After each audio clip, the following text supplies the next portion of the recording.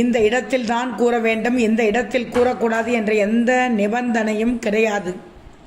இவ்வளவு நேரம் இத்தனை முறைதான் கூற வேண்டும் என்ற நிபந்தனையும் கிடையாது. எங்கு நமக்கு முருகனின் அருள் வேண்டும் என்று நினைக்கிறோமோ அங்கு இந்த மந்திரத்தை கூறலாம். முழு மனதோடு முருகப்பெருமானை நினைத்து இந்த மந்திரத்தை கூறுங்கள். கூறினால் முருகனின் அருளால் உங்களுடைய வாழ்க்கையில் இருக்கக்கூடிய தடைகள் தவிடுபொடி ஆகிவிடும் என்று நம்பப்படுகிறது. மந்திரம் இதோ. ஓம் ஐம் சம் சரவண பவாய நமக.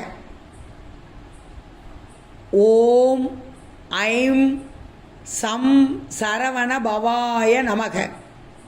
எளிமையான இந்த மந்திரத்தை உங்களுடைய மனதிற்குள் முருகப்பெருமானை நினைத்து கூறிக்கொண்டே இருக்கும்போது முருகனின் அருளால் எதை நினைத்து கூறுகிறீர்களோ அது நடக்கும் என்று நம்பப்படுகிறது.